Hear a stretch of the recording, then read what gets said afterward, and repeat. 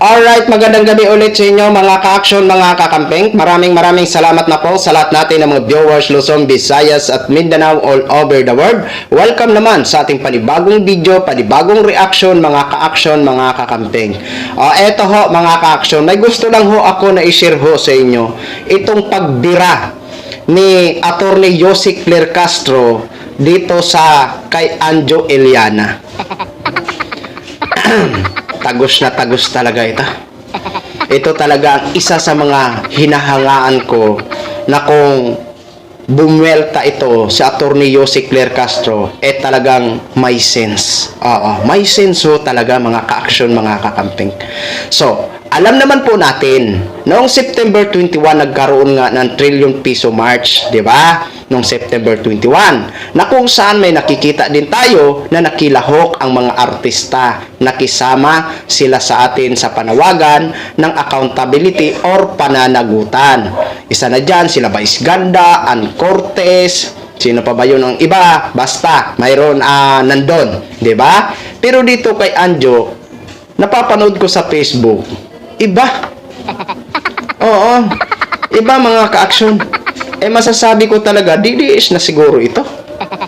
Oo, DDS na yata ito mga ka-action, mga kakamping. Ito po, basahin po natin ang buwelta or pagbira ni Attorney Yossi Claire Castro dito kay Anjo Eliana. Ito ay post ng Abante News. Ito po. Anjo Eliana binira ni Yossi Castro. Walang kredibilidad. Agoy! Nangangamoy DDS. Sino ka ba? Question mark. Ipinakita mo ang totoo mong kulay dahil gusto mong paupuin si BP Sara. Ngayon pa lang nangangamoy DDS ka. Anjo, wala kang kredibilidad. Agoy! Wala ka daw kredibilidad. Ang sakit niyan. Ang sakit-sakit niyan, diba? Ulitin natin, ha? Anjo Eliana binira ni Yossi Castro. Walang kredibilidad, nangangamoy DDS. Sino ka ba? Question mark. Ipinakita mo ang totoo mong kulay dahil gusto mong paupuin si BP Sara. Ngayon pa lang nangangamoy DDS ka. Anjo, wala kang kredibilidad. Ayun naman pala. Gusto niya pala paupuin si Inday Sara. Sus Marios. Papayag ba kayo na uupo iyan si Sara? Alam naman ho natin, isa nga ho yan na may pananagutan sa taong bayan na hanggang ngayon hinihintay natin ang sagot.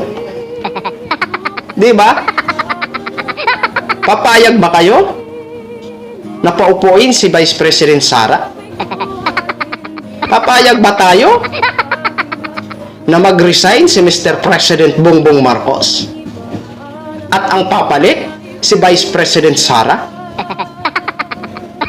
Jesus, ano kayang mangyayari sa bansa natin? Kung ako nga, nakikita ko nga, wala talaga sa aura o mukha ni Sara Duterte na kaya niyang pamunuan ang bansa. Kasi dyan pa lang sa kanyang posisyon bilang pangalawang ina or Vice President ng Pilipinas, nakikita ko na ho na talagang mahina. Doon pa lang sa DepEd, nakita ko na rin ang kahinaan. Diba?